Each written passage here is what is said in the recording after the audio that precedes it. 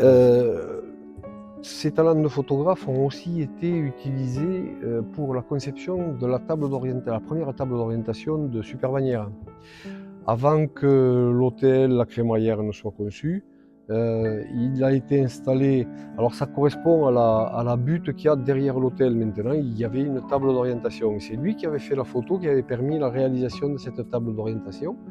À une époque donc où il n'y avait strictement rien. Évidemment, quand on a construit l'hôtel en 1922, devant la table d'orientation, vous imaginez bien qu'elle n'avait plus lieu d'être. Bien Ils ont sûr. donc déplacé cette table d'orientation à l'endroit où nous la connaissions, puisqu'elle a été abîmée et refaite sur Sur la la crête crête. de Super-Bagnères, Ouais, sur voilà, la en crête de Super Bagnères, ouais. 1926. D'accord.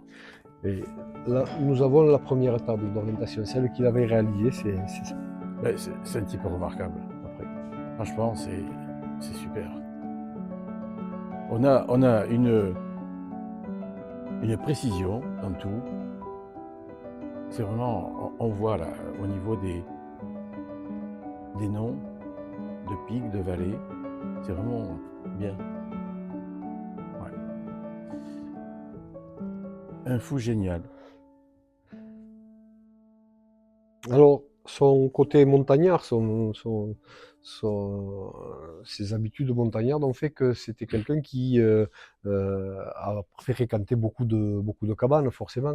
Et là où il n'y avait pas de cabane pastorale, eh bien, il a été un peu à l'initiative de Des la refuges. construction ou au moins de l'amélioration de certaines cabanes en forme de refuge.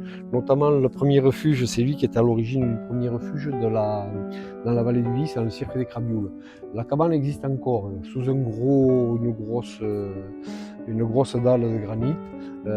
C'est ce qu'on appelle une soile ici. Ah, C'était d'accord. la cabane du Claude d'Espichi. Et donc c'était quand même pas très commode d'accès, mais c'était en plein cirque des Crabioles. Comme c'était pas très commode, en 96, ils ont construit le refuge Pralon. D'accord. Le club alpin français a construit le refuge Pralon. D'accord. Il avait aussi fréquenté pas mal la Rancluse et il en parle assez souvent, notamment quand en 1911, il a appris qu'on allait déplacer cette Rancluse les rochers du forage de l'Isère en bas, qu'on allait le remplacer par un bâtiment en face sur l'autre versant. Ce D'accord. bâtiment a la caractéristique d'avoir été tenu par un saillant qui, euh, qui a été foudroyé lors de l'inauguration du refuge. Il a été foudroyé au pont de Mahomet en haut à l'Aneto. D'accord. C'est d'ailleurs pour ça qu'on avait mis une croix et qu'on a remis une croix un petit peu plus loin et que cette croix elle vient d'être coupée et massacrée. Ouais. Les gens ignorent pourquoi. Bon.